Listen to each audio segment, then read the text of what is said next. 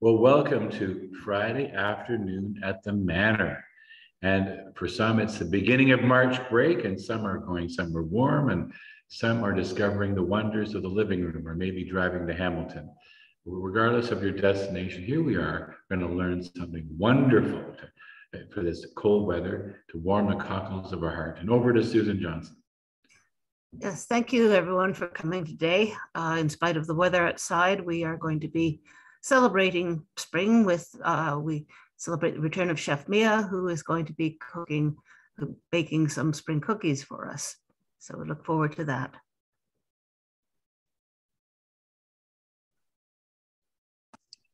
Hi guys, hope everybody's doing really well. Today we're going to do, oh, I'm sorry, I'm getting an echo. Oh,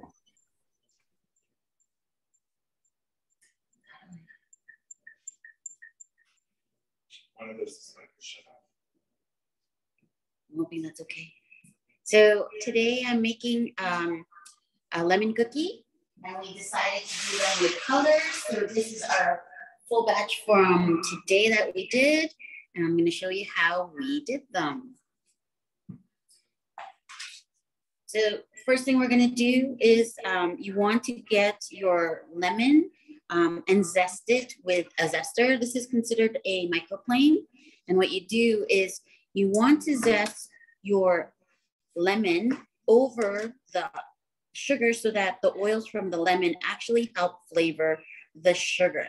And what I did is I zested about 1.5 lemons into my sugar, and I mixed it really, really, really well. So now this sugar actually has the flavor of lemon. I'm gonna put it in my mixer.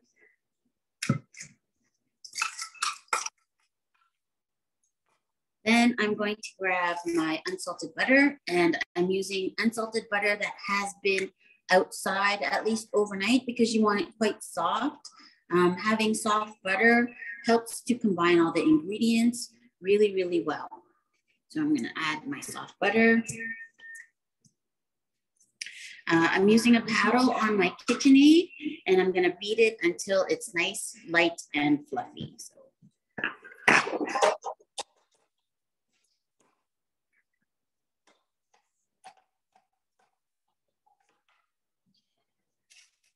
I'm gonna bring you over so you can see. So if you can see in my bowl, I'm gonna start mixing. I wanna get this combined and the aerated. And when I say aerated, beating the butter and the sugar incorporates air in the fat and the sugar product, so that helps give you a nice consistency when you're baking. So you want to make sure that the sugar absorbs into the fat, and once that happens, you can increase the speed and let it go until it's nice, light, and fluffy. So while we wait for that to happen, the other ingredients in our recipe, these are 4 large eggs. This is the 4 tablespoons of lemon juice. This is our dry ingredients. We're using about 4 cups of all-purpose flour, 4 teaspoons of baking powder, and then I did about a teaspoon of salt. It's really good too to help get your texture for a nice lighter texture is to sift your dry ingredients together.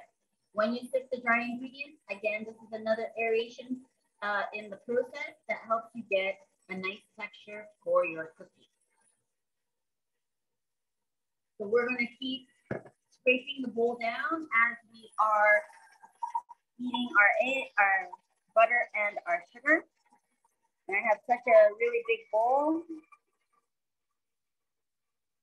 that it's not taking, it may take a little bit longer for this to happen, but already you can see that the butter is getting lighter and fluffier as it is getting beaten. We're gonna stop and we're gonna scrape the bowl down.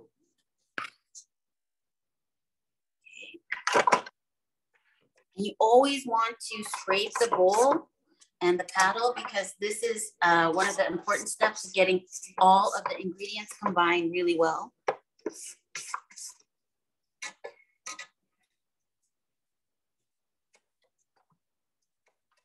And once we have it all cleaned, we will continue to beat it. Another 2 to 3 minutes.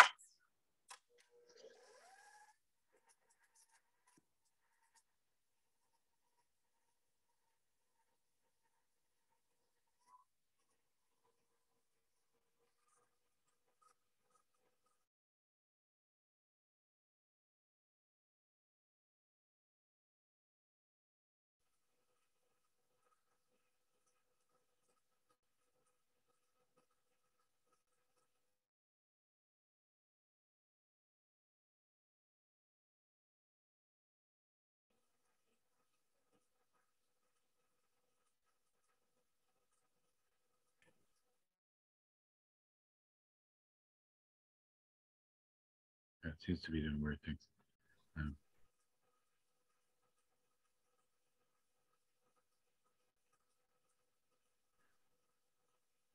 It's getting nice, light, and fluffy right now. And just like all cookie batters, this is always the first step that you want to use to get a nice texture of your cookie. The longer you aerate it, it tends to souffle and fall. So sometimes you don't want so much aeration, but this one you want to make it go up and then fall.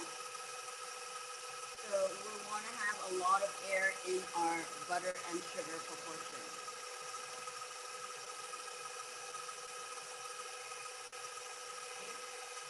Again, I'm going to scrape the bowl down.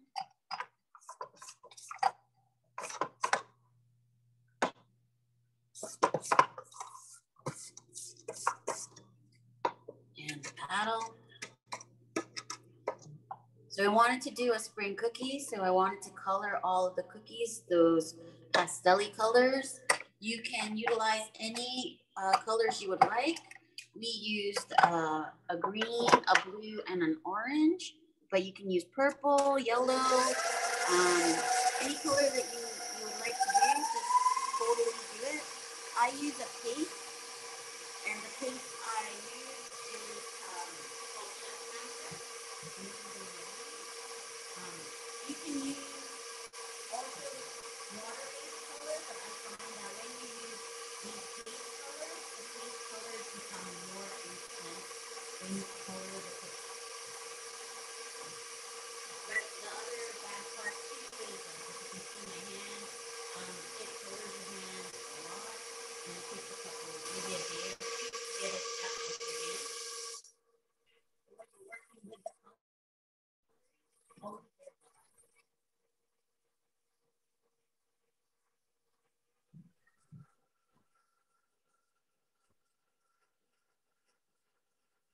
so now my butter and sugar are nice, light, and fluffy. I'm going to scrape it down, and we're going to add our eggs, fats, and water. Never want to combine, so you always want to add your eggs slowly so that they can emulsify with the fat and give you a more even texture and more well-combined batter.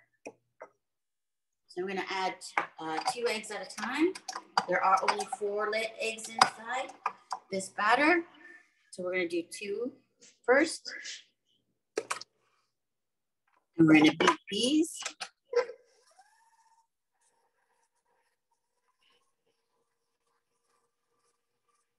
And you never want to add the next egg until this first set of eggs have been emulsified into the fat really, really well. You don't want to see any wet streaks, any part of the egg left over. You want just a very well combined fat solution right now. And one of the things that helps is that you are always in between scraping the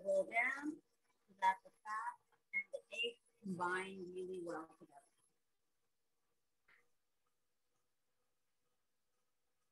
Once you see no more streaks of egg, then you're gonna stop. We're gonna do now. Scrape it down. Again, just making sure that your ingredients are well combined, including the paddle itself.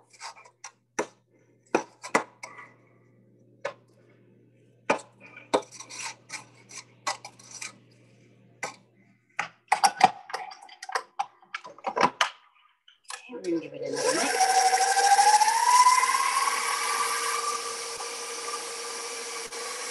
And lift it slightly.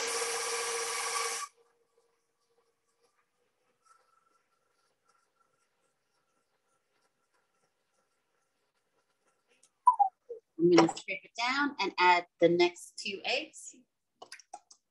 And at this point, you're always doing the addition of liquid. So the next thing we're going to add after the eggs is the lemon juice.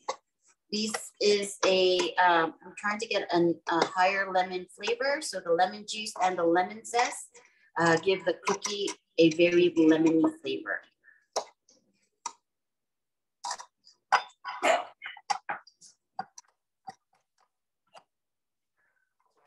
And it's trying to get at the attention of Bill.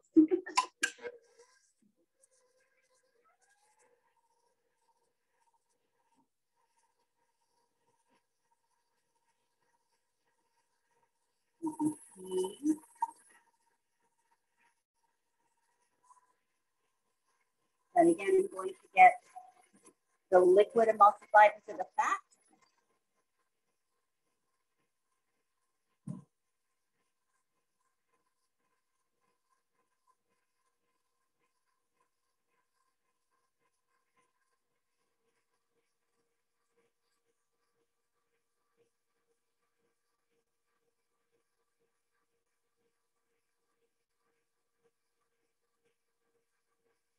Again, I'm looking for it to not be wet any longer.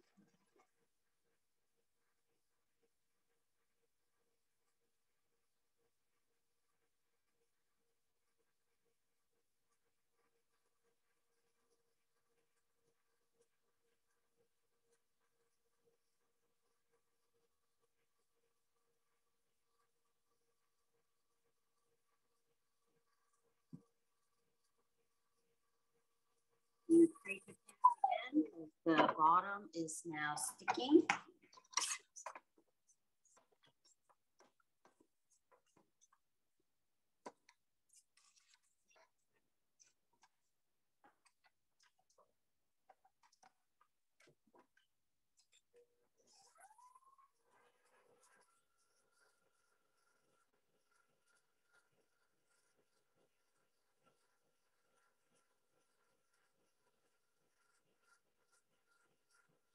Now the eggs are almost emulsified in the fat. Next thing we're going to add is the lemon juice. Then I'm going to add it as it's mixing. Try to do this very slowly because it will splatter.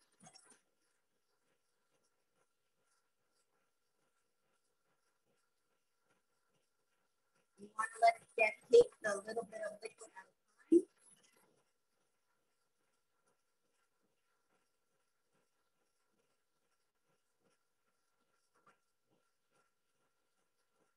We're going to scrape down the bowl again.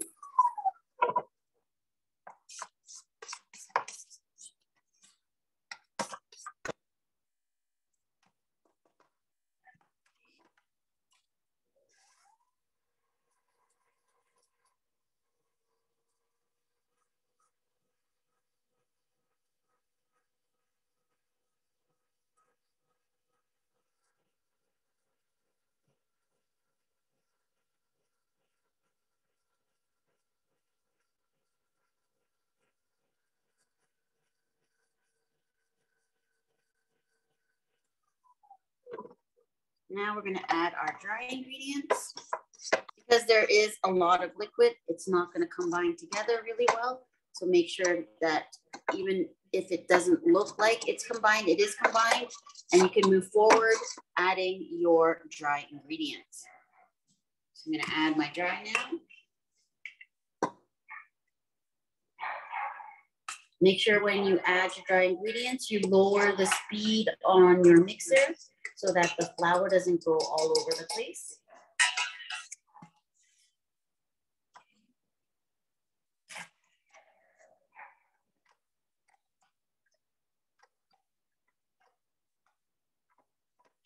Start on a low speed first, just to get it started. You don't want to overmix this because you don't want to work the gluten too much. This is an all-purpose flour, and because of an all-purpose flour, it has about a 9 to 11 protein content, and because of that content, this tends to be overworked at a certain point. So you don't want to overmix it just until it's combined. So you can see that my dough is now nicely combined.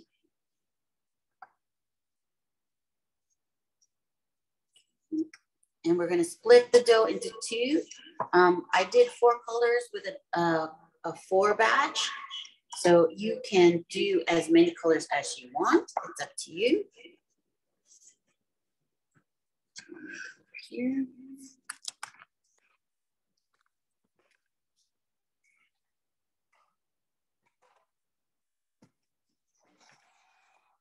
Once you get your dough,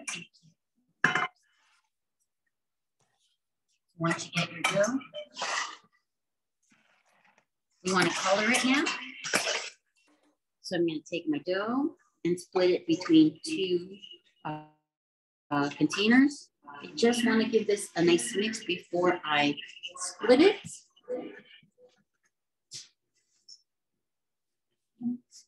One here. And one here.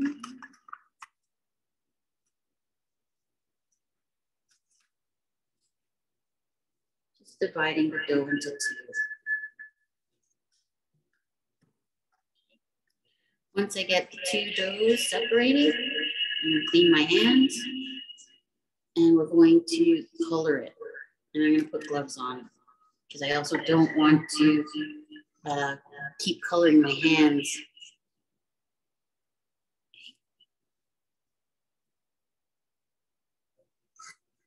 Wash my hands.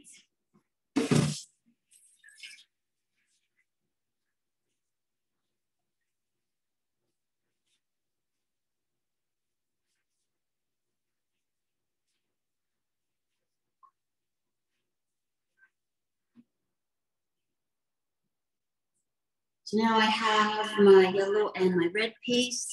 Depending on the color that you would like, you're going to utilize a little or a lot. I would go light-handed, so maybe like 3 or 4 dots to get a lighter color.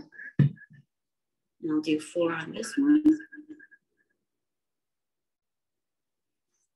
And we'll mix our dough. I would prefer to mix it with gloves on because it tends to, or you could use a spoon, whatever you have handy, then you mix it. But remember again, try not to overwork your dough because you don't want to overwork the gluten in the dough. But once you get your color that you would like, and usually you don't want to go too strong on the colors.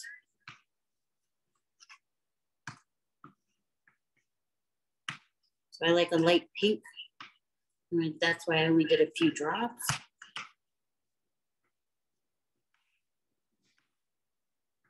And once you get the color you want, then we'll use a scoop and we'll scoop our cookies on our tray. That seems like a good color here. I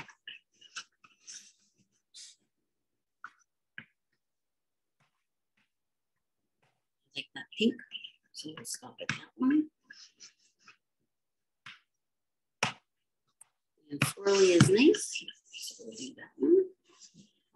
Another spoon to do the orange. We did have a lot of green and blue, so we wanted to do more brighter colors for our last batch. This orange is a nice color too.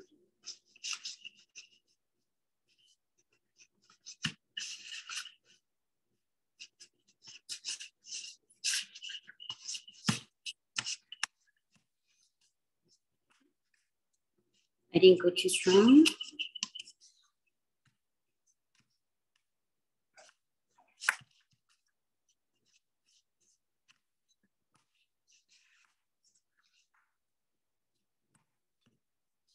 A nice little swirly color.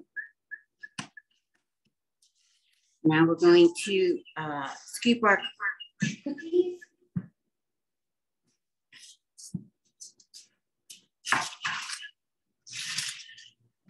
And we'll do just a few of each to show you.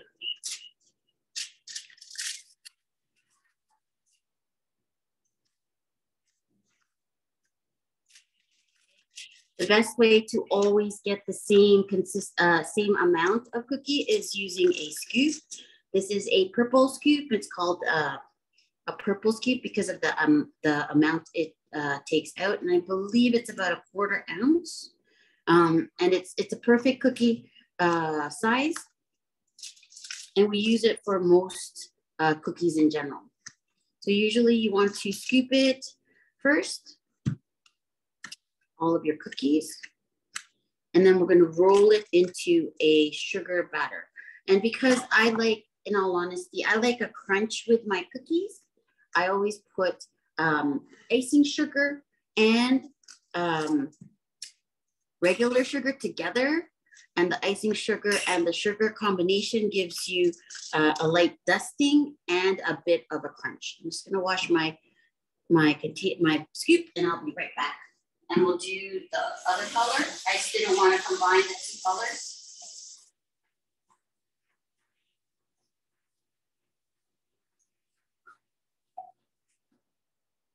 Okay. I have my oven at 350, and we'll bake them at 350. And every time I scoop, I always make sure that the scoop is flat so that every cookie will be the same size.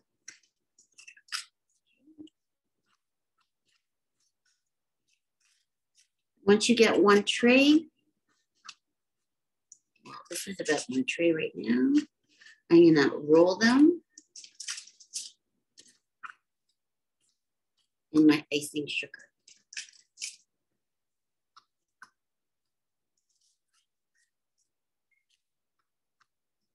If you don't want too much bread, then you should put them in the fridge for about 2 hours.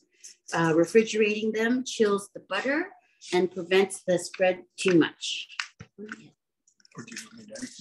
We're gonna do, we're gonna do the icing sugar next. We're gonna roll them in icing.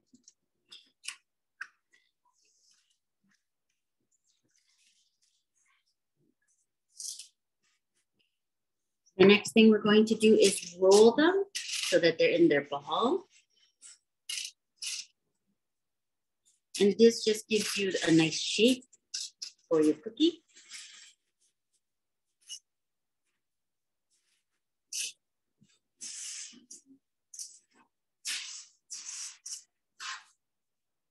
And it gives, because I didn't fully combine the colors, then I get a nice marbly effect.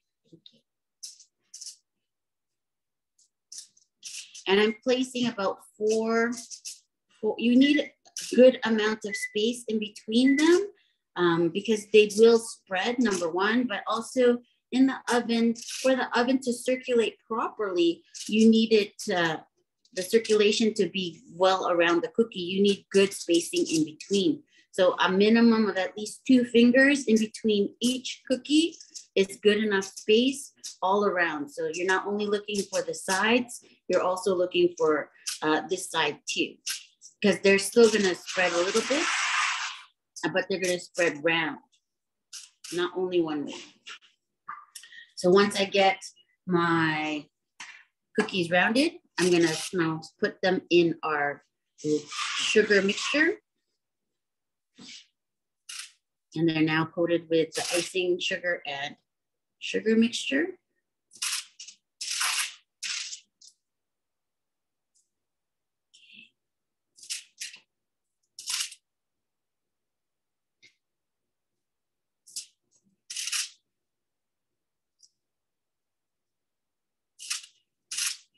This is not a diabetic cookie, so it's kind of hard to make this one. I think one day when I come back, we should do a vegan and gluten-free cookie or a sugar-free cookie for everybody to try too. We've been playing a lot at work with the vegan and gluten-friendly stuff. So we're getting quite a few things in our recipe repertoire that work really well. And I would love to share it with you guys. Does anybody have questions for me at all? Yeah, Mia, can you hear me? Yes. All right. Question I have, I think Pauline had a question too. So I didn't know the part about, so you zest the lemon over the sugar, and that's the sugar that went on the exterior of the cookie. I didn't realize there's lemon oil then on the in the lemon. I've never done that. So lemon zest, when you zest it, the zest itself has a oil. And when you zest it, it actually gets released when you zest it. It's not only lemon, orange too has the orange oils. Any citrus will have oils because that's where their concentration of flavor will come from the peel. But it's really fascinating how if you do it over the sugar, the oils will flavor the sugar more instead of putting it like. Some people zest it on a piece of paper and then all the oils on the paper and doesn't go into your whatever you're doing. But I think if you zest it over what you want to flavor, it always gives it more flavor over the thing you want to flavor with the lemon. What a great idea. What a great idea. Yeah. It's a really neat. We started doing that at George Brown because I teach at George Brown too. And so at George Brown, when we make our apple pie, we flavor the lemon, the sugar with the lemon, and then the lemon gets into the apple filling when you make the apple pie. And it's a really great addition to the flavoring of the apple pie. Bill, do you want to good. So Pauline or Judy, did you have a question? Go ahead, Judy. Yeah, okay, thanks. I did. Are you putting them in the oven on tin foil or on parchment paper? So this is tin foil because I totally forgot to bring parchment. But if you have parchment, it would be better to be baked on parchment. It's just the foil I have in the church. Okay, no, that's fine. Thank you. You're welcome. Anybody else have questions for me? Pauline, you had a question? That looks really yummy, Mia. I don't have any questions, but I have a request. Can you save me 2 of those cookies when I up and Katie stuff? I can grab 2 of those cookies. Ask John Joseph. So will you send us the recipe, Mia? Yes, I will for sure. I think I may have to alter it a little bit because I added a little bit more butter because I made the recipe once already and I found that it's a bit dense. So when you want to play with a recipe and make it a bit softer, you want to play with not only the flour, but the butter too. So I added a little bit more butter and this texture of this cookie is a lot softer. And I'm hoping it just becomes a little bit better. And for sure, I'll share it with John Joseph and I will share it with you guys for sure. Yes. Okay. But request has to go through John Joseph. So Pauline, what was the question? I couldn't quite make out. No, when I pick up the stuff for Michelle, can you put aside 2 of those cookies for me? They look really, really yummy. They'll be in the fridge. They'll be in the fridge, right? Oh, awesome. Thank you. Yeah. Just go in the fridge because it's not good to leave. It's not good to leave cookies out in the church because the church mice might find them. I'm not sure if we have church mice, but oh my.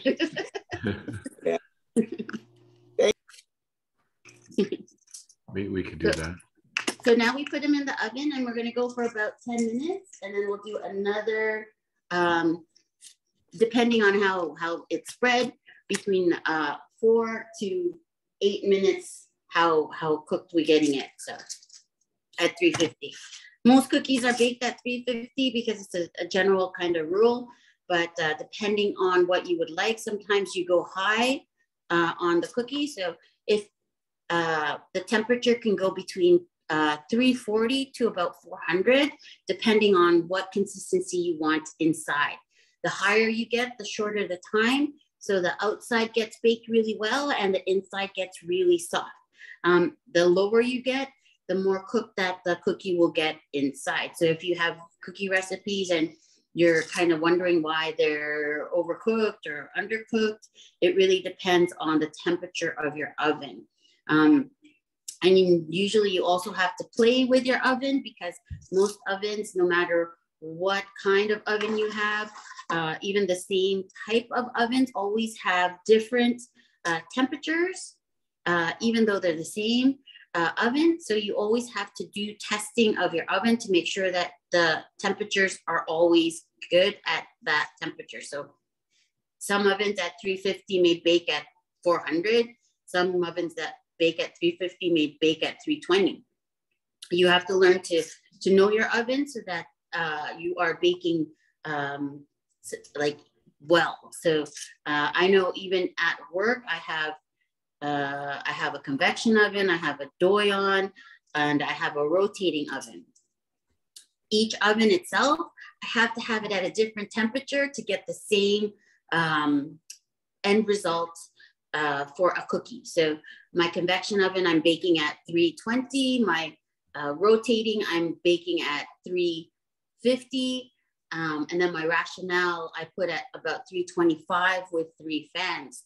And just because the type of oven, it's going to give you a different product. So you always have to make sure you play with your ovens to know how well it bakes.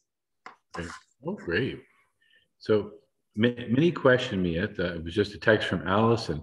Is it possible to have some cookies left aside for our children's program tonight? Oh, I think, I don't know. You don't, we have that whole plate here. Oh, and good. I made another about 36 cookies. So there's, oh, good. Okay. So I can put, and then whatever's left over, I'll put it in the freezer. Okay, good. Oh yeah, for sure. Okay. How many kids are coming tonight? I'll double check. Ooh. How many people? Any other questions for me? Anything about cookies? It doesn't have to be about this specific cookie. Anything about any other cookies? So would you, baking? You did lemon. Would you ever do lime? Yes, I would even change it sometimes if I had orange, I would maybe do orange too. Like the flavoring is up to you. I might even, if I could do a chocolate one, I may do chocolate with coffee and cinnamon. Oh, wow. Citrus is always a good one. Orange is a good one. Lime is a good one. Lemon is very dominant. I would even do maybe grapefruit because I like actually grapefruit flavor, right? Right. Oh, grapefruit. Oh, you know what I had in Thailand? Pomelo. Yeah, pomelo is really good. Pomelo is really good. Yeah. Really, really good. Yeah. You're making Bill very jealous. So what's a mellow, or whatever you just said? Judy, you have a question? Yeah, I just wanted to know what is a mellow? Pomelo looks like a grapefruit, but it's much sweeter. And it's huge. It's like this big. It's like they were, how do we describe a pomelo? Because it's not an orange. Pomelo.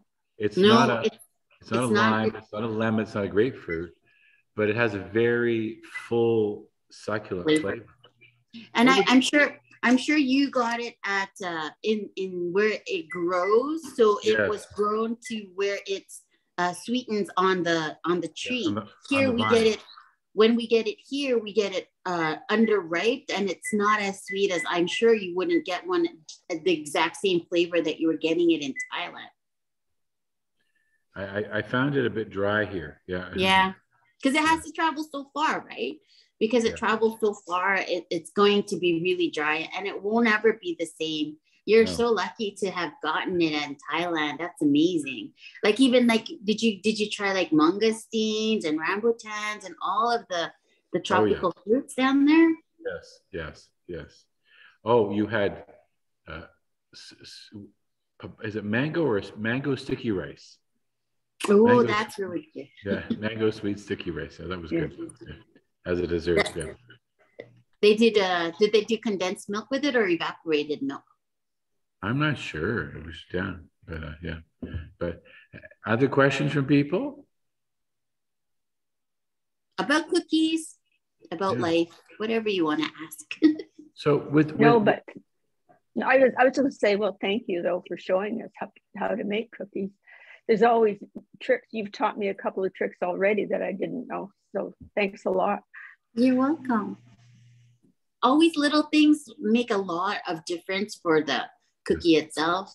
And I love to tell people how to do a better cookie, because sometimes you don't want to buy cookies and have it always at home. It's great. Like we always have chocolate. We can't buy chocolate chip cookies anymore because once you have it at home and you perfected the recipe, it's just like my sons won't eat other cookies anymore. Oh, yeah. But once you've had the good stuff, the good food, you're not going to go back.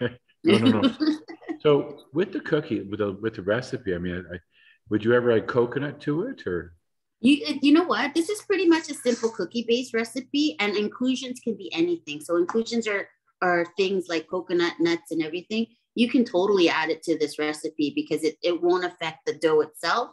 You're just adding another flavor component or a textural component to it. And so you can add coconut, dried fruits, nuts, chocolate to this recipe, and I think it would still work really well. Very good. That's quite interesting. And then the color, I guess you could play around with the color. You could have deeper. Yeah. You can go deeper color. You can go natural colors. Like you can do turmeric. You could do beet powder. You could do, so they have this one that's called blue butterfly pea flower, and it makes everything blue, which is really cool. They have a pink one too. I can't remember the pink one, but there's a pink natural coloring too. Most people right now nowadays kind of stray away from the artificial color because everybody wants more natural and more things that aren't created falsely. And some things, and I hate to tell you this, I really hate to tell you this, but so red food coloring. So red food coloring comes from a bug. So there's this bug that extretes a red coloring. And so if you have red coloring, it's usually from a bug. And so yeah, it's kind of gross, but yeah. Well, that makes it vegan then, doesn't it? No, it doesn't. No. And not kosher at all. So kosher, not kosher at all. Oh no. We can have a whole new category. We have meat, vegetarian, vegan. Now you kind of insectarian. Insectarian. That's good with the green ones. The green cookies are good for me. That's not the red ones. They don't do the M&M thing. So. I have a question, Mia. You did mention chocolate. Is it chocolate chip or cocoa powder, or when you said chocolate, you can add chocolate. So if you I love chocolate. So if you want to do you can do both. Cocoa powder, if you're going to add a dry ingredient, you have to take away a dry ingredient. So if you're going to add cocoa powder, I would only add about 10%, and I would take it away from the flour first and then replace the flour with the cocoa powder. When you're adding an inclusion like chocolate chips, that's totally up to you how much you want to put in, but you can do the cocoa powder to get the dough to chocolate, and then, or if you want just in the inclusion, you could just add chocolate chips.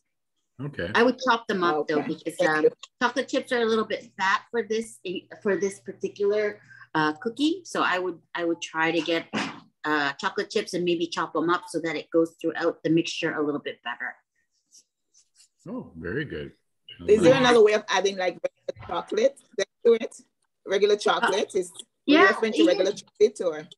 Yeah. So even once you have the cookie done like this, you can melt, it's called coating chocolate. Oh. Ah, okay. It's coating chocolate. So if you use this, sorry. If you use, yeah, sorry. Where are you? Okay, sorry. So if you get, so in Bulk Barn, they have something called Merkins, which is like a molding chocolate, and it's a chocolate that you can just melt and dip anything you want. So I would take the molding chocolate and just melt it, and then you could also dip it halfway, and you'd have a cookie with the chocolate on it too. Okay, got it. Thank you. Yeah. So you could use dark chocolate or white chocolate? Yeah, they even have colored chocolates because the Merkins actually has different colorings to them, and then it would be okay to use those too. It depends on what you want, because if you're going to do the different colors, you might as well do different colors of dip too, right? And it will coincide with the cookie. And oh, I meant to ask you, you're able to send us the recipe, right? Yes. Good. Yes. Great. Yes, okay. yes. I will change, this one's in cups, but I will do a cup one and a gram one. So those people who have a scale, they can utilize the scale too. Right. Okay. Oh, good. Oh, good. The other thing we did too is as they came out of the oven, we dusted it with some of the icing sugar, but it's up to you because that's adding more sugar to it. It's up to you if you'd like to do that too. I just found that when I coated it with the icing sugar and the sugar, it didn't stick as well as with the cookie as I would have liked. So we just dusted a bit more on the top. So Bill has got our one cookie, so he's looked. This is my sous chef. Sous chef Bill, all right. He's the French sous chef named William Francis.